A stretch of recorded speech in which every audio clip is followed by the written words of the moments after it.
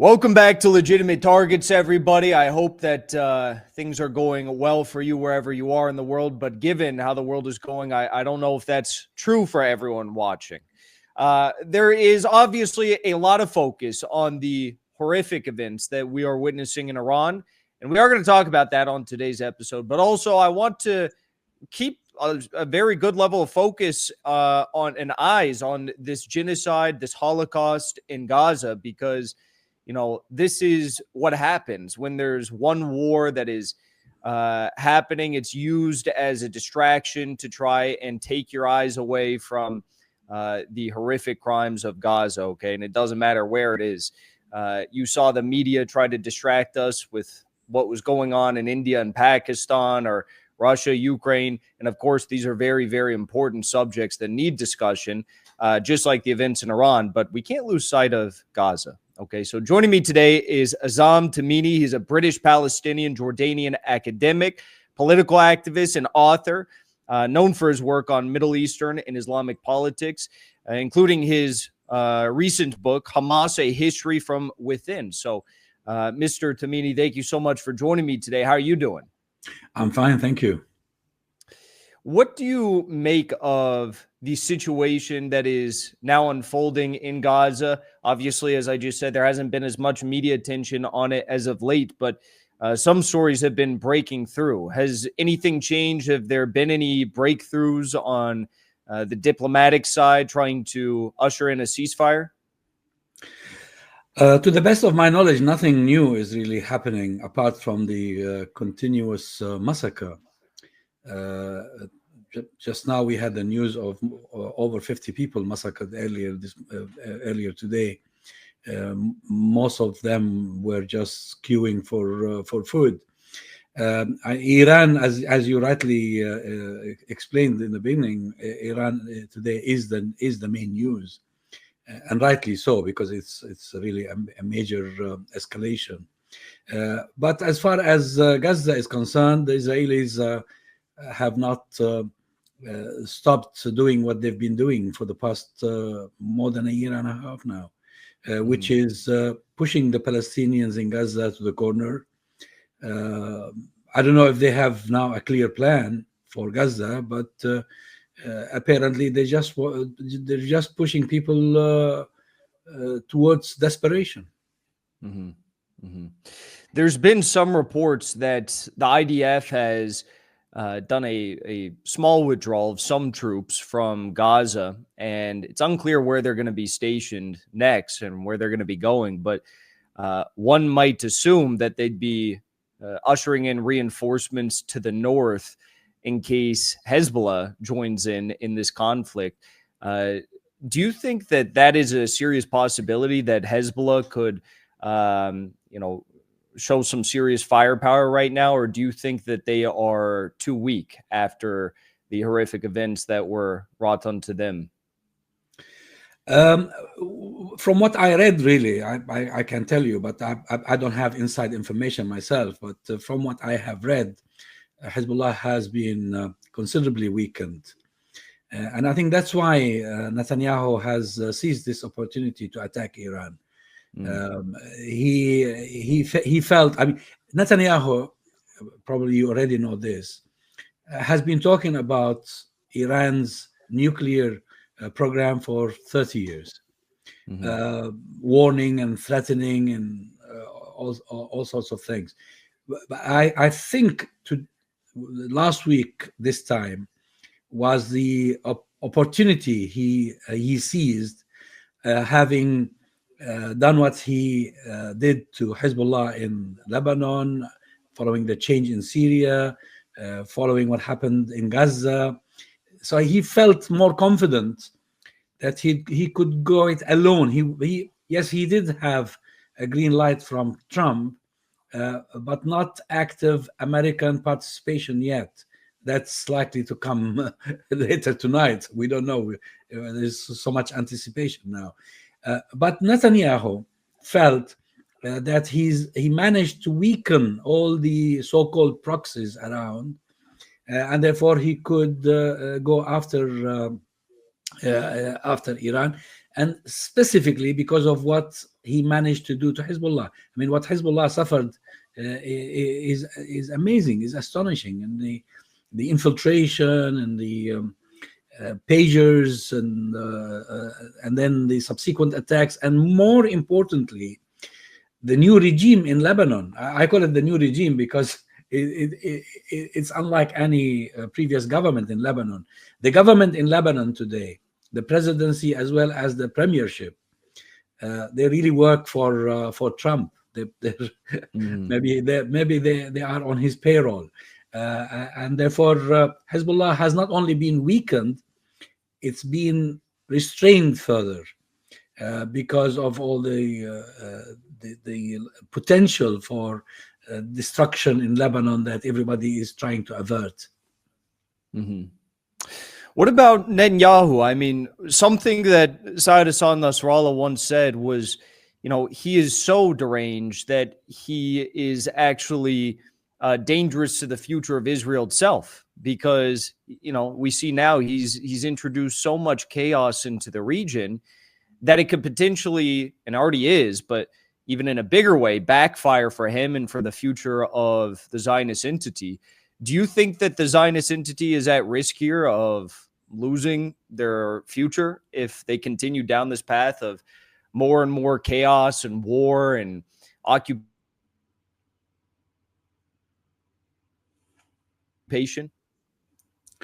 I think there is this concern across the Western world that Netanyahu is not the best thing that is happening to Israel or for Israel. I personally believe that Israel is approaching an end as a project, as a colonial settler project. It's coming to an end. But what Netanyahu has been doing is something that I don't remember in my lifetime, and I'm now 70 years old. I don't remember in my lifetime that any previous Israeli leader behaved the way he has been behaving. Netanyahu has turned Israel into a kingdom, into a dynasty for himself and his family. And of course, he's accused of corruption. And if there is no war, if there is no escalation with Gaza, with Lebanon, with Iran, he'd probably be in a prison cell now. Mm-hmm. So all his behavior is motivated by self-preservation. He's not concerned about preserving the Zionist project. I don't think this is no longer a concern for him. His concern is to stay out of prison and to remain leader of Israel by prolonging this conflict around it. And I don't see any other explanation for what's going on. And I think an increasing number of Western leaders, especially here in Europe, probably some in the American opposition, many Jews, by the way, around the world, are horrified by what Netanyahu is doing, because to them, he is expediting the demise of Israel. Mm-hmm. Mm-hmm. And given that you bring up the point that, he'd be in prison right now, his wife would be in prison likely if this war was not continuing. Everything kind of hinges on the possibility, I guess, of whether or not the U.S. gets involved here. Because if they don't, then this could be a very short conflict, possibly. If they do, it could be a very, very long one. Do you think that Israel would be willing to go to horrific, but, historically, repeatable acts of false flag attacks potentially to try and get the United States to join this conflict? I think Netanyahu has already convinced Trump to join in. Probably Trump is just looking for is dealing with some technicalities. Mm-hmm. I mean, he's going to be given a briefing by intelligence today. And, this is probably just it is likely to be just a pretext, and that they are already preparing to do something. But it is the U.S. that is going to come out a major loser out of this. And these guys, they don't learn any lesson. I mean, look what happened to them in Vietnam, what happened to them in Afghanistan, what happened to them in Latin America, all over the world. Every adventure ended in chaos, in defeat, in humiliation, and they don't learn any lesson. And I'm not a believer in conspiracy theory, but definitely the attitude of Trump, who initially wanted to end all wars and wanted to have nothing to do with any war, to today wanting to join in and probably change regime in Tehran, has fueled conspiracy theories about why he is doing this. Well, we might in a few days or a few weeks or a few months discover that there is something there, that probably Netanyahu truly has something on him. Why would he have this U-turn so blatantly and endanger American interests in the region? You see, what people don't realize is that Israel has not really been an asset for the West or for America. Israel has been only a burden on America and on the West. It is the Arabs who have been benefiting America. I mean, look, America. Where are the American bases? Where are the trillions of dollars coming from?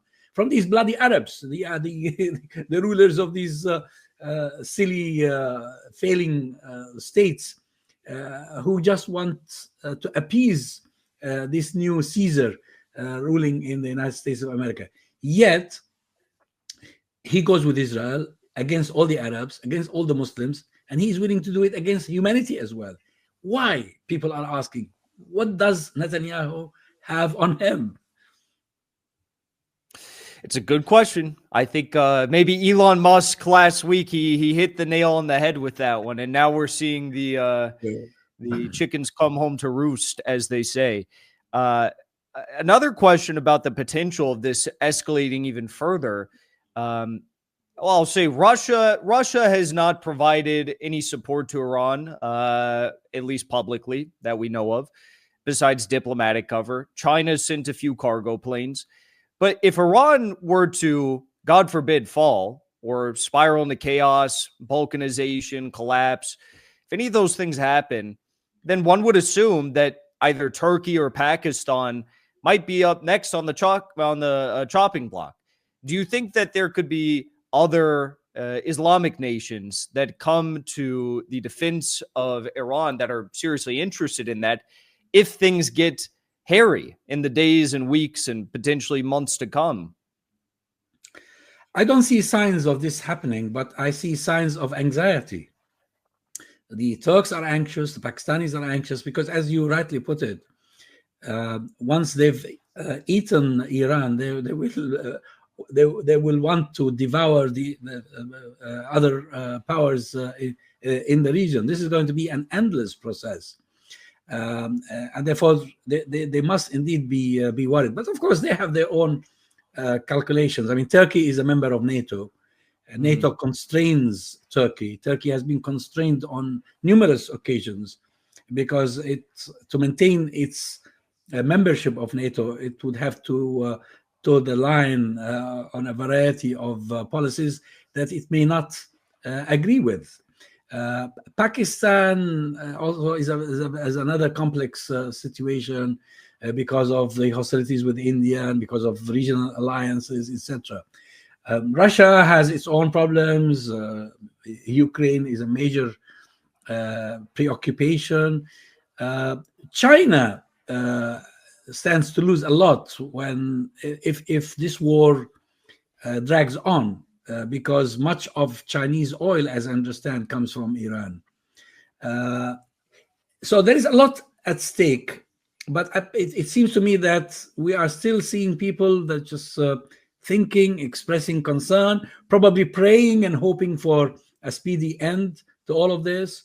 But if it were not to end, and if it were to escalate further, anything is possible. A few hours ago, we had the alleged hospital bombing in Tel Aviv, although all the reports Beersheba. besides Zionists. That was in Beersheba, I think. Oh, Beersheba. Yeah. In the south. The reports suggest that was not a hospital. By the way, that's my mother's town.